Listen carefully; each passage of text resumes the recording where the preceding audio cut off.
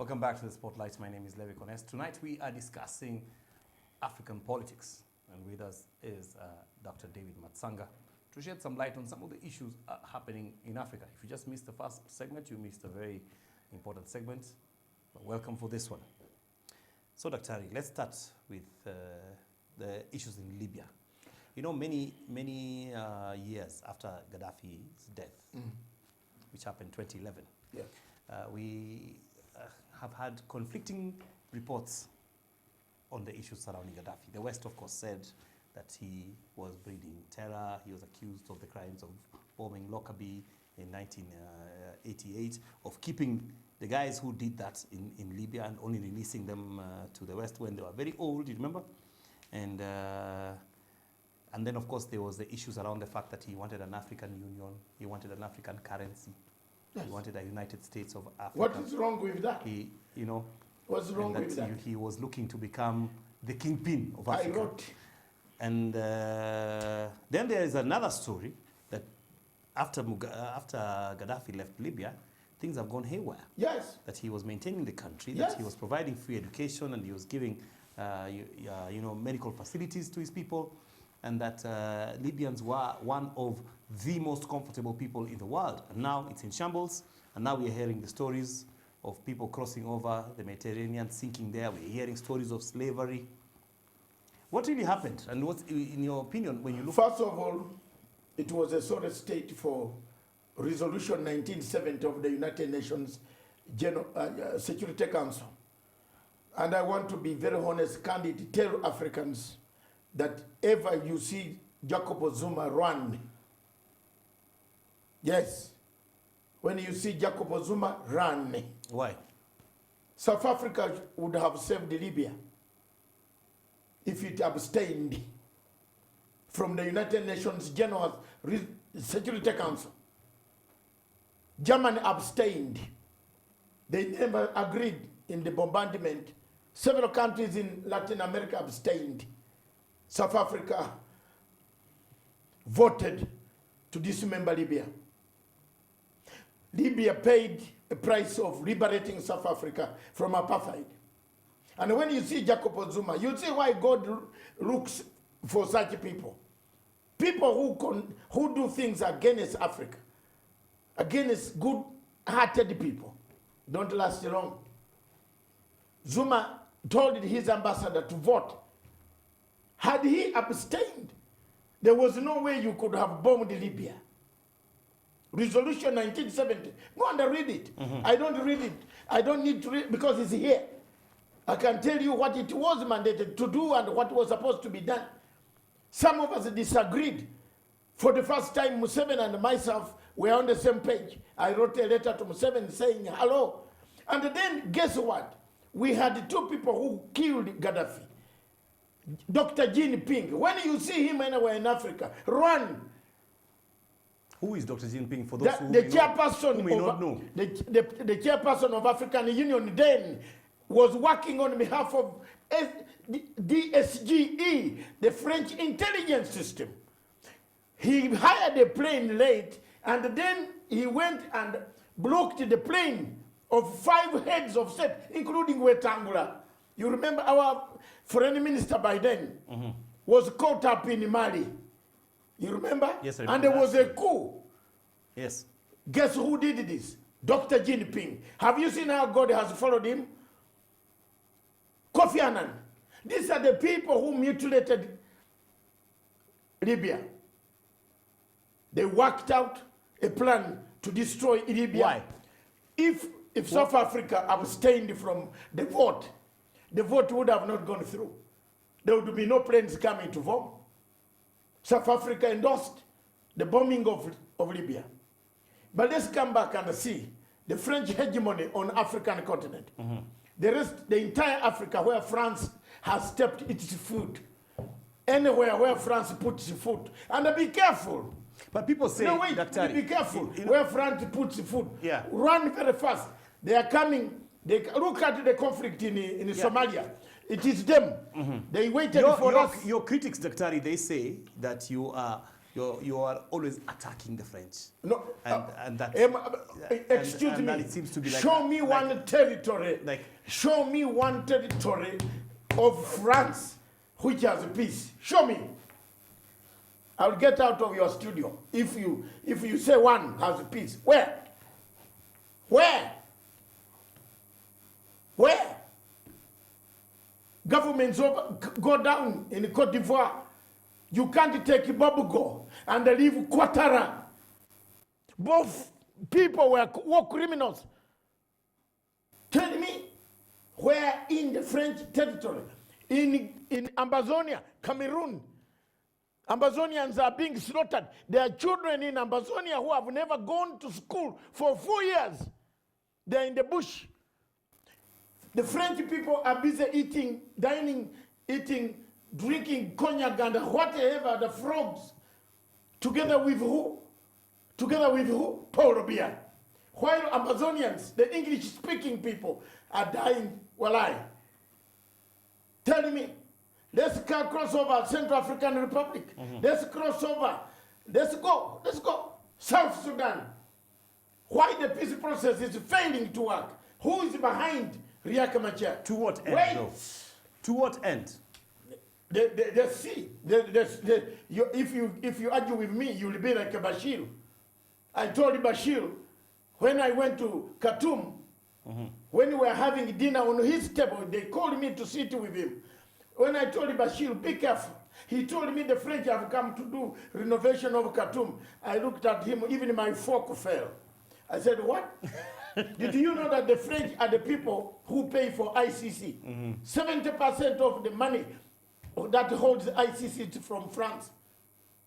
70% of the judges' allegiance of ICJ, the one where we are slaughtering ourselves, where Kenya carries the documents to go under. How can you carry a document to take to a butcher? A butcher waiting to slaughter you, a Somali butcher who is a presiding judge. You are an attorney general, you are a solicitor general of a country. Why don't you refuse? Why don't you say, no, I support it. I stand for Kenya. That's why Jomo Kenyatta got independence here. He stood. That's why Nyerere stood. That's why Obote stood. That's why Sekou Toure, all of them, they say no. But our people here, they want allowances. They're going to file documents. Isn't it a bit... Wait, they file documents in front of a butcher who knows your... Isn't it a bit too late? Listen, a butcher who knows your cow.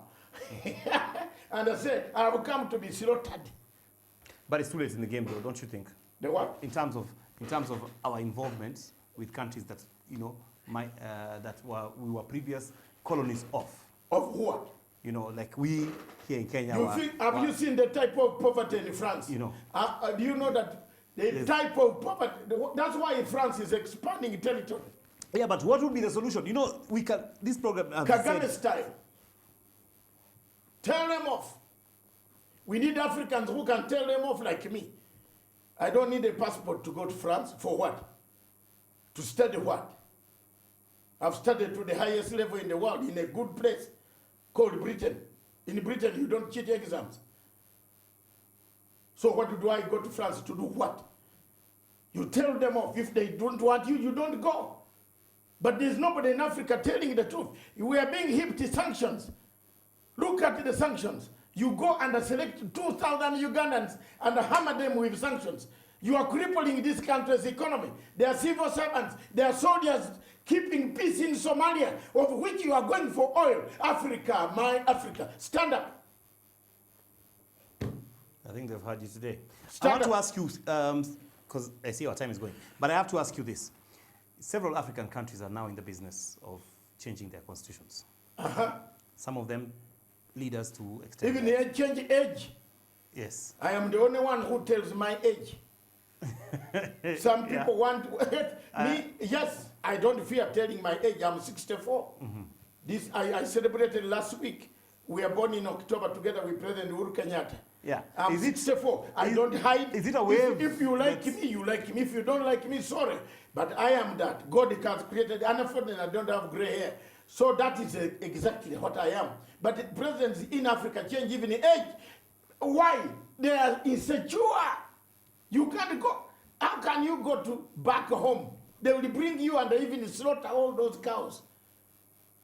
Opposition in Africa has a different way of thinking about the government. We have not reached a point like you Kenyans, which Kenyatta is doing, to live a united Kenya.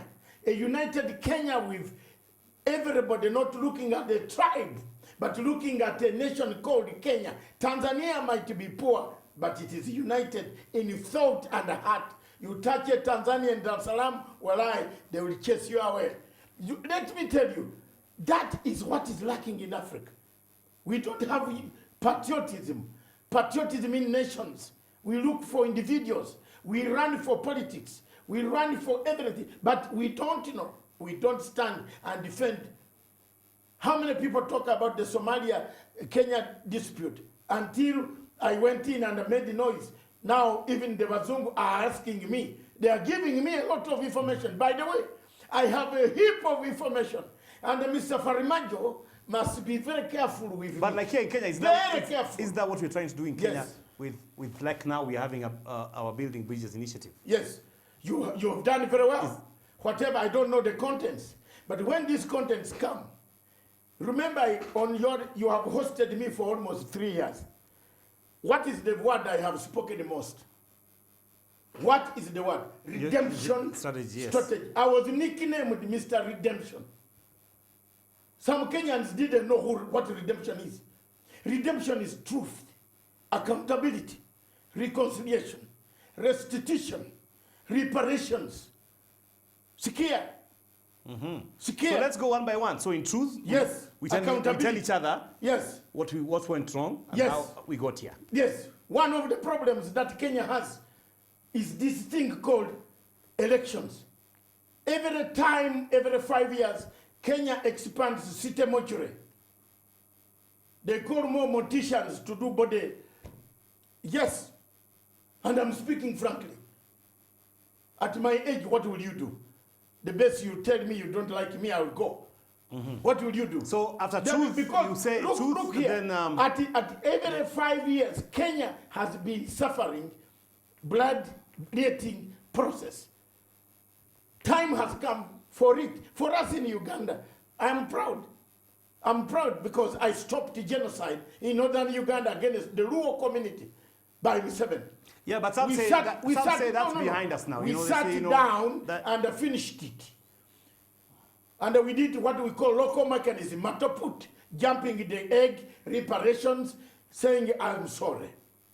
Kenyan need to do that. You have piled anger from 1992. Most Kenyans found me in London. But wait, didn't we do it post 2007? Where? Where? The way you are going, look at Kibra.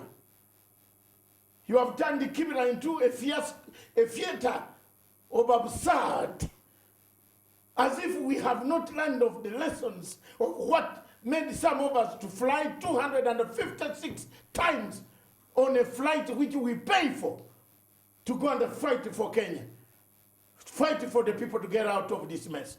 Don't start this violence. I don't know what is in BBI. Whatever it comes, me, I was only talking about redemption strategy. If they termed it BBI, let it come, Jamen. The biggest problem of Kenya are elections. Change the election. Finished. Have you seen people fighting in South Africa because of election? Do you know why? No, they're chasing other Africans. They don't know. Those are myopic. That is again the white minority supporting people to beat other Africans. We know the problem. But they don't fight about elections. You know why? They do what we call proportional representation. Full stop. I need to lecture maybe another 2 hours. Oh, proportional representation, yeah. That when you are crying of them, the degree, the amount of, the type of MPs you are having. If you have proportional representation, you will not have this type of kwara MPs. You know what kwara means? I don't know, everybody. I think even the viewers, they know what kwara means. No, I am just saying, if you have proportional representation in this country, change the mechanism. Yeah. The mechanism of elections. is where you Kenyans are the best people. Kenyans welcome everybody. I agree, Dr. Listen, they welcome everybody. They are the best. There is the best democracy in this country, but we have a problem. When it comes to the day you announce that there will be an election, people turn into monsters. Monsters. Monsters. They don't want even to drink in the same club. Yet now, when there's no election, we are all together. If it is sinking in the Indian Ocean, we all go together. If it is what, we go together. But when you announce elections in Kenya, you spark a sense of agony. Some people think election is do or die. And that is to be dealt with. Which is... Let me ask you as we wind up, because Yes. the time is far gone. For those people that are listening and are not very well versed with the issues to do with African politics and policies, what do you really want to press on the African continent to do at this particular moment in time, in 2019? Unity. Unity of purpose is a key. I'm glad that President Uhuru Kenyatta and Raila Amolo Odinga and the people of Kenya, once they did a handshake. I have now written quietly a policy on handshake. Myself, I want to make it a theory, like a Karl Marx. What did I go to school for? English, I write the best Shakespeare in English. As you know, I did not do Makonde and Okundipe. I did J.A. Bright. So I am writing, I want the Matsanga policy of handshake. You know, that You want a thesis on it? Yes, later on people study me, study the Kenyan model of handshake. You see it is lacking in Zimbabwe. You see a small boy in Zimbabwe is jumping all over the whole world that brings sanctions on Mnangagwa. You see everywhere there is turmoil. Back in my country, there is another singer who wants power because there is no handshake. Yeah. Yet he cannot write even an essay. It's called Bobby Wine. No, wait, he can't write an essay. So look at such people. You can't lead Ugandans when you can't even write an essay. You know that it's very sad. He's an MP, Bwana. He can't write a policy. There is one thing of being a singer and writing the rhythm, but you can't write a policy, a government policy that can borrow money from the World Bank. Please, at times take it. Opposition in Africa must be serious. Serious. Why people have rejected Besigye 6 times? It's because Besigye is the one who did the same things. Besigye detained us, wiped us out, because he was a political commissioner. We have not told you this, but we are quiet. We were finished. So you're saying mature Maturity, opposition? patriotism can bring in Africa to a level of understanding like Kagame style. 2, forget about... But you know what they say about him, though? Well, Kagame, you don't spit on his road and walk free. But here in Kenya, you find people even doing mucus on the road. A grown-up man with a suit is doing mucus on the road. 2, in Rwanda, no. When can we teach our children manners? When the children see us fighting, when the children see us plotting, so are you saying on TV, we have to look but I have to now, ask you, look are now. you saying that Look now, Lev. Yes. Look, Alachi is coming back tomorrow. People have already prepared. They are calling on the government to bring riot to police. Have you ever seen all this? That there is going to be blood in the city hall. What type of politics are we engaging ourselves? But does it need dictatorship, though? You don't need, you need to tamper it. Tamper. Yeah, because even what they say what they say about Rwanda is that the English word while they have done all these good things, tamper it with some, and they have good roads and you Yes. know, you name it, and the city is nice and all that. They also have zero tolerance to any kind of dissent. Yes, they have. In Britain, if you make noise, So- they have 3 categories of police. Huge ones, big, double Matanga size. So are you advocating? I'm not advocating for iron that. hand, zero democracy, let's just... No, democracy in Kenya is very civil. It only gets wrong when there is an election date. So let's fix that. Let Kenyans fix that. If that is fixed, this country is one of the best countries that, hallelujah, I could tell my children, Miriam and the rest, Yeah. all of them, come We have to and close. Final remarks. come and settle here. Final It is remarks. a country that has value. It is a country that has a way forward for Africa. With a good president, when he talks, people listen. When he talks outside, why should you belittle your president inside here? But when he talks international forum, he's listened to. We need to change our mindset. If Africa changes mindset, they start thinking like Matanga is thinking, dying poor with nothing, but struggling for the good of Africa.